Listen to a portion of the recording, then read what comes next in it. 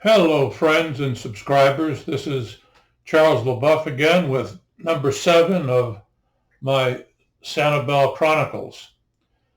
I'm running a little late on this episode because a few days ago I celebrated my 88th birthday with my complete family unit. And here is a photograph of my family and the way that they're positioned, going left from right. Those that are seated, first is our son Chuck and his partner Mary Beth Bradley, our daughter Leslie Young, and my wife Jean. And those standing in the background are my granddaughter Amber Young, her partner John Marsick, and our great-grandson Logan Marsick. And I am the elderly and happy narrator to the far right. This episode is going to encompass a video that was made years ago on Sanibel. It was actually shot in 1989. Back in the 80s, the staff at J.N. Ding Darling National Wildlife Refuge noted an uptick in irresponsible interaction between humans and resident alligators. So a study was conducted, and after the study was concluded, then the refuge decided to present a forum on alligators at the Sanibel Community House to island residents. Now keep in mind, this is well over a decade before the 2 fatalities occurred that I mentioned in the last episode. We were just getting a handle on comprehending how foolish some people were when it came to interacting with alligators. And it was done in conjunction with Doug Mackey of the refuge staff. He was the outdoor recreation specialist for the refuge. I spoke on the basic biology of alligators, and then the late Mark Westall took the remainder of the program, speaking on his work with alligators. The entire video lasts over 2 hours, so since this is my account, I opted to edit it, and we'll just see my part of the program, speaking on basically on the biology and life history of the American alligator. And before I start the video, there's one thing I want to mention. Last episode, when I mentioned the membership of the American Alligator Council, I failed to include the name of Ross Allen, who was also a member of that council. Ross was a prominent Florida herpetologist for many, many years, and he operated the Ross Allen Reptile Institute up in Silver Springs. So with that, please enjoy the video, and I hope this will generate some comments down the road. And I'll see you again just after the video concludes. Alligator men from Sanibel, refuge biologist Charles LeBuff, and City Councilman Mark Westall will be speaking to us. He'll talk about the life biology of alligators and the human study of alligators, and a little about the relationship of human beings to alligators. We were very concerned at the refuge. Last year at this time, we were continuing to see many of the visitors get reasonably close, very close in some cases, to the alligators that make the End of Wildlife Drive their home. So we did a study. We spied, watched, observed about 4,500 visitors, and we found that somewhere between 15 and 20% of the visitors were getting within about 10 to 12 feet of alligators. That's quite a few people. In addition, we found that almost 50 people threw things at alligators. 4 of those people threw food. Very severe threat to the rest of us, and very important behavior for us to modify. The refuge is going to restructure the end of wildlife giant in the near future.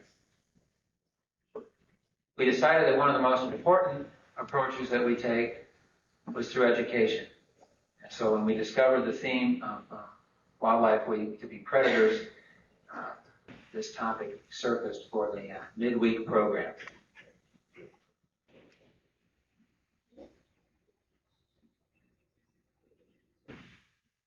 The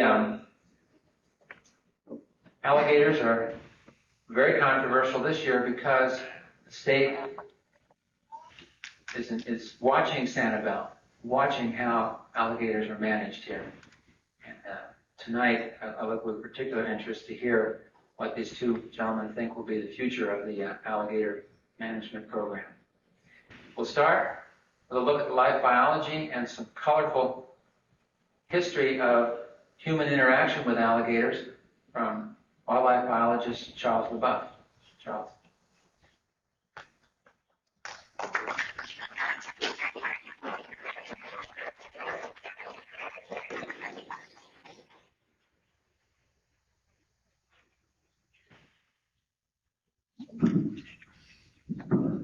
Thank you, Doug, for that fine introduction.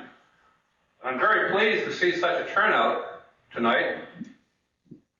We thought at first we would have tonight's presentation held in the old part of the community house, but we found out later that we could hold it here in the main room. A little anecdotal point of information about tonight's program. Several months, Doug came to me at work and asked if I would participate in a program on the alligator's role as a predator, especially as it relates here to Sanibel captiva. And he said he would ask Bird Westall if he would assist and participate in tonight's program too. And knowing Bird is very busy and has so many different avenues that he's working in today, I thought, well, Bird won't do it, so I'll agree. Bird surprised me, he agreed, here I am. This is the first public presentation that I've made on American alligators, or crocodilians, in about 21 years, having specialized in sea turtles for so long.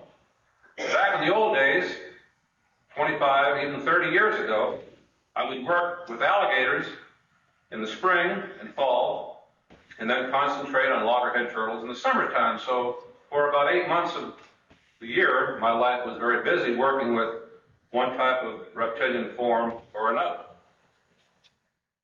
And it's been about 30 years since I first talked about American alligators here in the Sanibel Community House.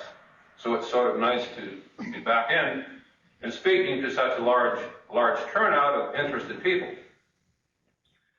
My personal involvement with alligators goes back now some 37 years. And at this point, I would like to make just one introduction and introduce to you my longtime friend, chairman of the city's wildlife committee, and who used to go in the field with me when I was just about 16 and he was about 20. I won't give any ages away. And study American alligators in the field. Ralph, will you stand up? Ralph Curtis.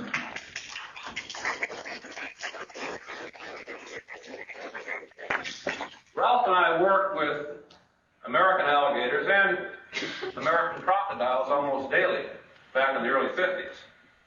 Back in those days, Ralph was employed at the Everglades Wonder Gardens, and I was still in high school, and I worked there on weekends. So our involvement was not just in studying these animals in the wild, but also working with them, trying to increase productivity in a captive hatching program with American crocodiles, handling these animals from tiny 9-inch hatchlings up to 13 and 14-foot adults.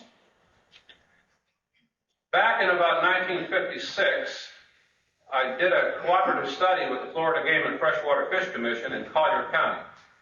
I was living in Naples at the time, and about the latter part of 1956, I began to study alligators with a little bit more intensity and started a tagging program to better comprehend their life history. The basic life history of alligators was literally unknown in South Florida because most of the alligator work in the animal's life history had been conducted primarily in Louisiana. So the Florida population, especially the South Florida population, its unique life cycle and other aspects of the animal's natural ecology were completely unknown. So from 1956 until 1958, I tagged some 1,500 alligators, physically handled these animals, all size classes, and attached tags to them to better comprehend, especially the movements, growth rates, things like this that were virtually unknown.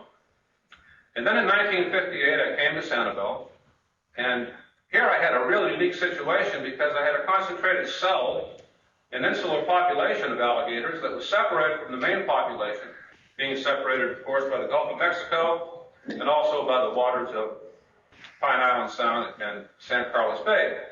So I began to apply tags to alligators and learned some interesting aspects about the animal, things that I'll touch on a little bit later on, but how they do interact with the marine system and how they are a very important predator in the role of the basic and fundamental ecology of Sanibel, both years ago, historic, and up until modern times.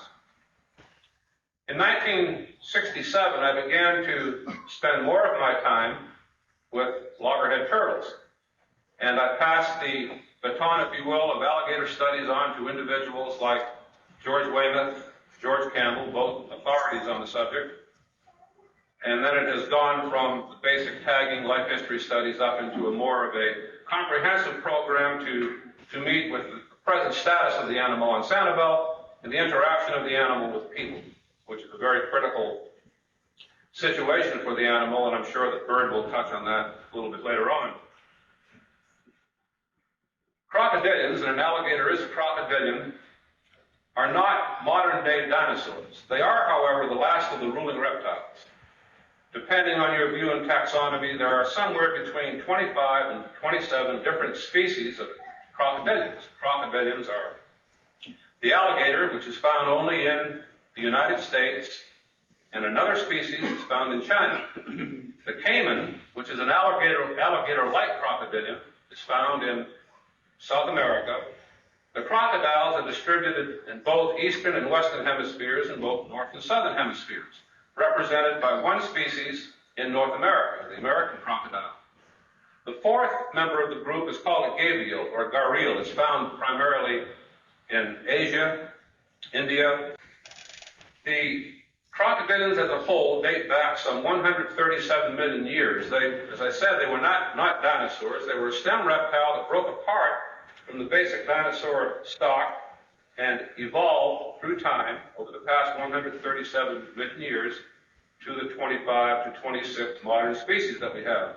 They have an excellent fossil record. Their record is much clearer, much more presentable to the paleontologist than the dinosaur lineage.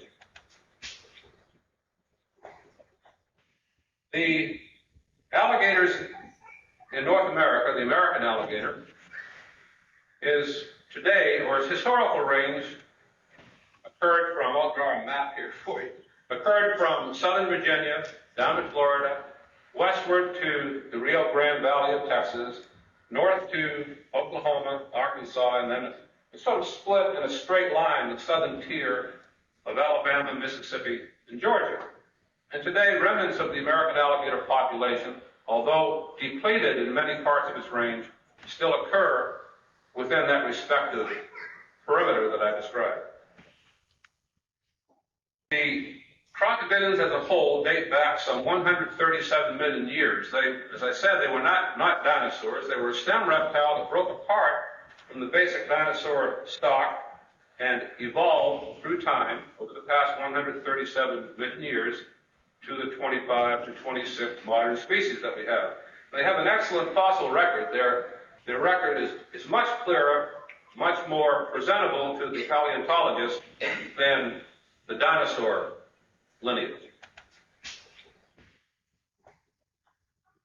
The alligators in North America, the American alligator, is today, or its historical range occurred from, I'll draw a map here for you, occurred from southern Virginia down to Florida, westward to the Rio Grande Valley of Texas, north to Oklahoma, Arkansas, and then it sort of split in a straight line, the southern tier of Alabama, Mississippi, and Georgia. And today, remnants of the American alligator population, although depleted in many parts of its range, still occur within that respective perimeter that I described. Alligators and crocodiles are reptiles. They breathe air the same as we do. They are cold-blooded, if you will. They do not have any fundamental way to regulate their body temperature. So crocodilians are always observed, especially here on the island. If you're familiar with them, you'll see them out basking in the sunlight on canal banks or along the wildlife drive in the refuge, trying to increase their body temperature, to increase metabolism, to increase food intake, and to increase growth and to reproduce. Those are the basic elements of basking, trying to regulate that temperature. Alligators and crocodiles are very distinct from other reptiles and amphibians. Crocodilians have 4-chambered hearts. The others have 3-chambered hearts. The alligator is unique in that it is looked upon by some people as an amphibian. It's not an amphibian, it's a reptile. People view it as being an amphibian because it lives part of its life in the water and part on land, but that's not the classification for an amphibian. An amphibian basically starts in a larval stage, goes through a metamorphosis, turns into an adult in later time. But reptiles are either hatched or born alive, do not go through a larval stage, and progress in time to an adult. Depending on the species, it depends on what size they attain. Alligators are specialized in that they have no protrudable tongue, as mammals do, and snakes and some lizards, and a few turtles. Their tongue is basically sealed to the base of the mouth, and during periods when the animal is submerged, the tongue will seal off the throat so the alligator can open his mouth with no penetration of water into the esophagus or the trachea. They also have the ability, specialized nostrils that are at the extreme end of the snout, have slit-like valves that can close or seal the nostrils to prevent water from passing into the respiratory system at the time the mouth is, same time as the mouth is being opened. And they also have specialized ear flaps that seal the water. So the alligator, when he is in his element, when he's submerged, he's totally non-permeable to water. He will stalk his prey with no water passing into his body. When submerged, the alligator uses, and with very considerable importance to his lifestyle, a third eyelid. It's known as a nictitating membrane. We have the remnants of that in our eye organ, our eye socket. When the alligator is submerged, the nictitating membrane, which is transparent, comes across the eye, preventing any damage to the pupil or the cornea. Their eyesight is relatively good. You may walk up fairly close to one and he sort of blinks, but he can tell what he's doing. And there's some data that indicates that crocodilians are color perceptive, that they can actually see color. The alligators are also, crocodilians are also different than other reptilian forms because they have socketed teeth. Other reptiles and amphibians do not have teeth that grow from sockets within the bony part of the jawbone. And later on, when you get a chance after the program, we have a large alligator skull up here. You can walk up and get a close look at it and see how the specialized teeth are fitted into these sockets. If an alligator or a crocodile loses a tooth, another tooth is growing beneath it, and in time will fill the gap and fill the space voided by the tooth that fell out. Alligators and crocodiles reproduce by sexual reproduction. The male mounts the female. There is a penis that becomes erect that enters the female. Fertilization is internal. They lay eggs, and some crocodilians show varying degrees of nest protection, as do some individual alligators. Back in 1957, I published a paper on the nest protection that was afforded to their nests by female alligators, and I found a wide degree of assistance that these alligators gave to their developing eggs. Some alligators sort of ignore them. They stay in the water adjacent to the nest and don't do anything, at least anything visible, that would give you the impression that they were protecting their nest. However, another alligator a few hundred yards down the canal bank, when you approach its nest, it becomes very aggressive. It charges under the water with its mouth wide open and a loud shh, trying to drive you away. Very, very awesome. And it still frightens me when it happens, and I'm sure a bird has a twinge of fear now and then. Nonetheless, as a whole, we might say that most alligators do protect their developing eggs. And if you find an alligator nest, and if you can recognize it, please stay a considerable distance away, because if that particular individual is a protecting parent, it can certainly become very aggressive. The alligators are mound builders. They build nest mounds out of vegetation. They take cattail and spartina and submerge in aquatic plants in their mouth, and they crawl up on the bank or in a tussock of spartina, any place where there's a high, dry elevation. And usually at night, they construct these large mounds that may be up, 3 feet high in a large nest, and could be 7, even 8 feet in diameter in a large female. The average size of a female alligator on Sanibel is somewhere about 8 feet, and there are reports of alligators occurring on Sanibel that were 14 feet long.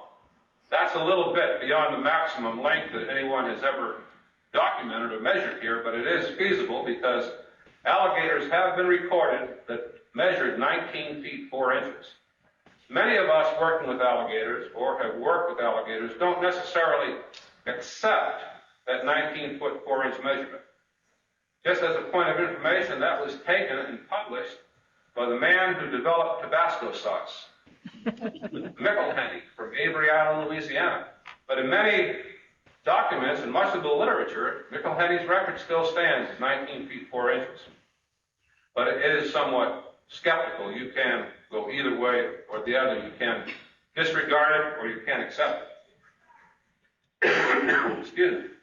The clutch size of the alligator ranges between 20 and 70 eggs. Most of the nests that I've encountered here on Sanibel have been less than 2 dozen. They're a hard, brittle, calcified shell.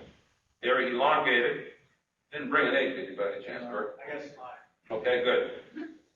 I don't have any graphics in my presentation, just an alligator skull. It's about the size of a goose egg. As I said, it's hard and calcified, and the female will construct this mound, open up the top or the lateral side of the top, position her body in place, and deposit her eggs rather slowly over a period of perhaps an hour, perhaps 2 hours, depending on the clutch size, depending on whether it's a neonate animal the first time she's breeding, or other factors. When she's completed laying all the eggs that she'll deposit in this nest, she then covers it up and basically goes back into the water, goes through her everyday lifestyle, and perhaps protecting that nest. And recently it's been found, it's very interesting, that the maternal instinct of crocodilians is quite unique. It even approaches some mammals, and it's probably almost as good as some mammalian, or at least some bird maternal caring for the young.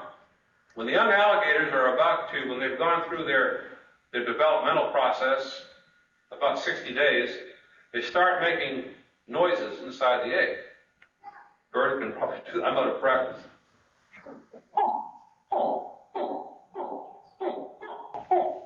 Very muted down inside the vegetation. So the mother then knows that it's time to release the hatchlings, and she will go up to the nest, break away the top of the nest, and if the hatchlings have picked the egg, if they've broken through the eggshell, they're there, assembled, trying to get out of the nest. And there has been some excellent photography done showing not only the American alligator, but also some crocodiles that literally very gently and gingerly will pick up this little 9 or 10-inch hatchling, depending on the species, pick it up, maybe 2 of them, and carry them down to the water and let them swim from beneath their powerful jaws. Very, very unique. And this is only some of the new things that are coming to light on the alligator's life history because of the interest in alligators today. The alligator is the reason we're here tonight to celebrate the role that predators have in the scheme of things, in the natural order of things. And as I said, the alligator is a primary predator of the terrestrial or freshwater aquatic animals that we have in Florida. It's the highest elevated. The only thing that probably could compete with it on an equal footing would be some large predaceous pelagic shark that's swimming along shore Sanibel now. The alligator is a dynamic personality. It's a dynamic animal. It's extremely powerful. However, it fits well into its role as a predator. When I'm talking about predator, I'm not speaking of any interaction between alligator and man. Don't misunderstand me. The alligator is not a predator of human beings. The alligator is a caring predator. It kills what it eats. It's not a wanton taker of animals like the raccoons that walk these beaches in the summertime and just for the fun of it bite off the heads of loggerhead turtle hatchlings and don't eat them. I'm going to get off on loggerheads here if I'm not careful. So what I'm trying to say is that the alligator has been somewhat esteemed for its role as a predator. But don't misunderstand its role. It's not here to be a problem to the human population. It does interesting things in its predatory fashion. It captures and consumes diseased animals, keeping disease down. It patrols bird rookeries in freshwater areas, like certain separated areas of land within the Sanibel River system where white ibis and hingas and other colonial birds nest. It prevents trespass of other invading predators from reaching the nesting colonies by constantly swimming around the canals. If a raccoon tries to go across one of these canals to climb a tree and take down a young anhinga, the chances of it safely going from one bank to the other are almost nil if an alligator is present to do its role as a primary predator. The alligator has other roles too. Its roles are not as important today on Sanibel as it was historically. But years ago, before Sanibel was developed, before the Sanibel River was channelized, there were very few permanent bodies of water. In other words, the Sanibel River would dry. There would be some isolated pools of water that were maintained and kept open by an alligator population. Alligators get in these low areas. As the water dries, they actually physically excavate the area, widening it, deepening it, trying to maintain a water level, which number one will keep them wet because moisture is required in their system. It will also ensure, not from the alligator's personal standpoint, but it also ensures that other forms of life, tiny fishes, amphibians, snakes, water birds, all have a permanent reservoir of water to carry them through the dry season. And this is what the alligator was doing here. When I came here to live permanently 30 years ago, a few months ago, we only had a few permanent bodies of water. Over here behind Sundial, the long canal that runs sort of around Beachview Country Club. Some folks call it the Panama Canal. But about where that canal turns was a little beautiful buttonwood enclosed pond called Fitzhugh Pond. Permanent alligators stayed in that population. And down by Gulfside City Park, we had the Perry Track, which was another rather fresh seasonally. It became quite salt sometimes. It had a permanent population of alligators. And up off of Gulf Drive, up where the Rocks is now, there was also a permanent body of water. When I say permanent, the only reason these pools were permanent is because alligator populations were keeping them permanent. Had the alligators not been there, there would have been no fresh water source for the other wildlife forms. And here and there throughout the island were these permanent water systems. If you've been to the Conservation Center up on Sanibel Captiva Road, you have had the opportunity to see one of the very few natural pools or natural alligator holes that were maintained by alligators. I want to touch briefly on crocodiles. Many folks view crocodiles as being something foreign. As I mentioned, we do have crocodiles in Florida. In the past 8 years, we have had at least 2 known individuals of crocodiles inhabiting parts of Sanibel. We had one in the refuge for a few years, and there was one up at Tahiti Shores, up off between Sandcap Road and the Gulf of Mexico. But crocodiles were never very common in Florida. Florida is just the periphery of the range, as the same species occurs from southern Florida down to Ecuador. So southern Florida was just the northern extremity of this animal's range. Alligators are freshwater. However, we know that nightly alligators go from freshwater cells in the refuge, cross the dike, go into the saltwater tidal areas. And in the summertime, it's not uncommon at all in July, August, and September, while I'm out on the beach working with loggerhead turtles, to see 3 or 4 sizable alligators a night that have come from the flooded ponds and areas of the Sanibel River. They've walked out on all fours. They've come across the Gulf Beach Ridge onto the beach and entered the Gulf of Mexico to feed primarily on fish. Things like mullet that are so often very common, very close to shore, or perhaps even crabs. Not uncommon at all to see alligators in the Gulf of Mexico. It doesn't excite me at all when someone calls me and tells me there's a 6-foot alligator in front of Island Inn, because it's common. I expect it to happen, and I'm sure as long as there's alligators on Sanibel, they'll go from fresh to salt occasionally. I wanted to point on just a few things. Doug said I would talk about some of the other aspects, historical aspects of alligators. Back in the late 50s, Sanibel was relatively known for its alligators. We had a few, but they were primarily in these permanent bodies of water. And then as the channelization of the Sanibel Slough started from down by the Chevron gas station and progressed westward, as these areas were excavated, then alligators, of course, moved. The young alligators that are not basically territorial or males in season found these new areas to reside in. So they moved into the Sanibel River.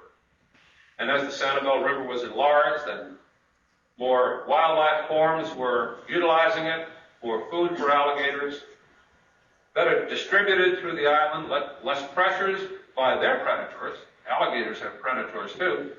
So the alligator population basically increased. And back in the late 50s, early 60s, we had a growing, I believe, a much more rapidly growing population of alligators than we do today. We would find more nests, we would find evidence of more hatchlings.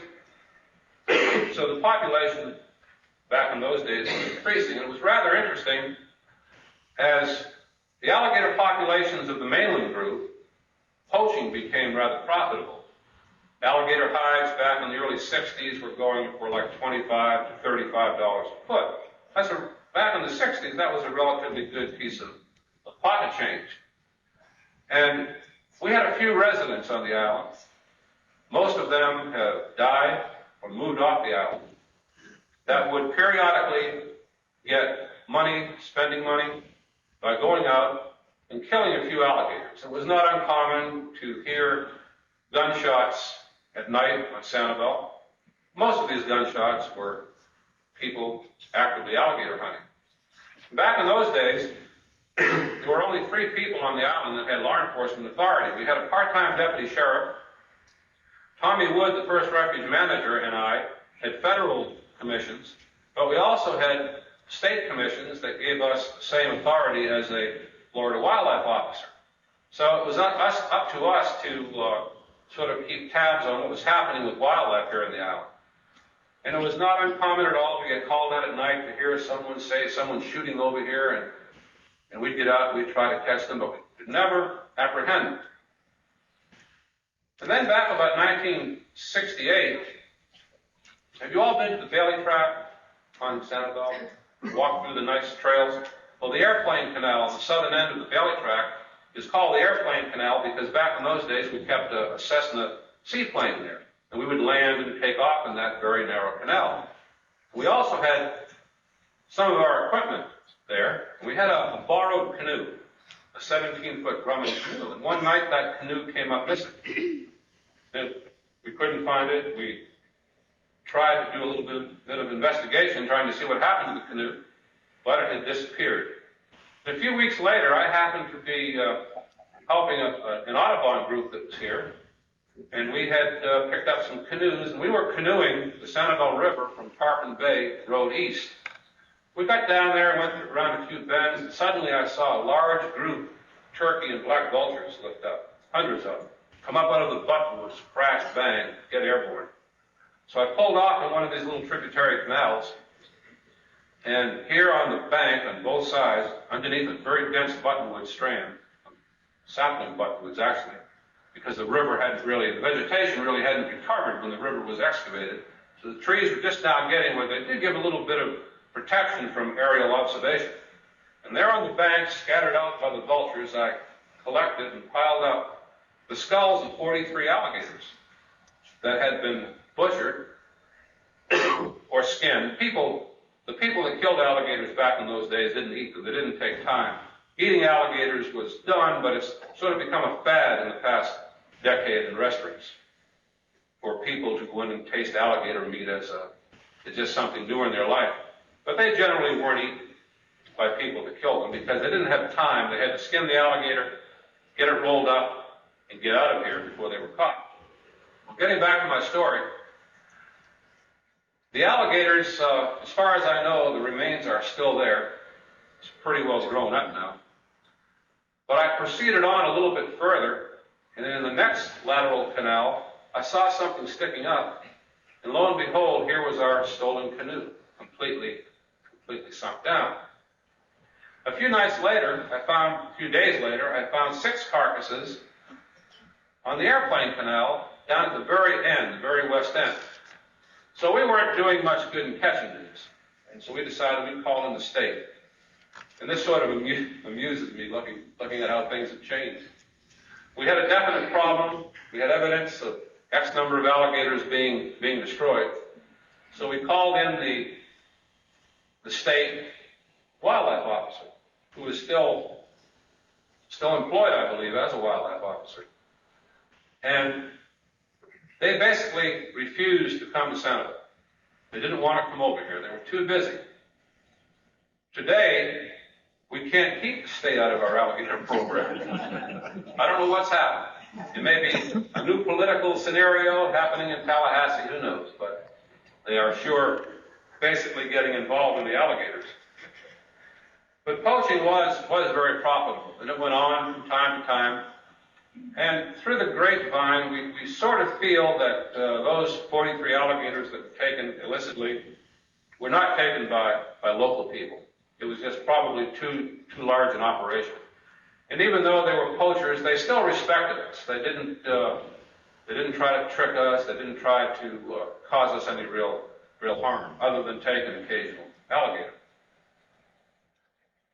Well, I think I've talked over my 20 minutes. And I'll respond to any questions on the aspects that I've covered after the second half of the program. The next speaker is well known to all of us. He's involved very heavily in protection and conservation and scientific research into the population of osprey that occur here on Sanibel. He's the founder and project director of the International Osprey Foundation. He's also a leader, a community leader, now serving on the Sanibel City Council. But Bird, you're also a follower. You followed me in the alligator field. You followed me on the city council. Now you're following me on the alligator program. Bird, wasn't it?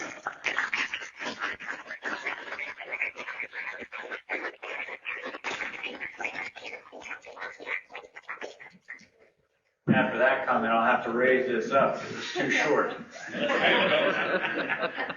Thanks, Charles.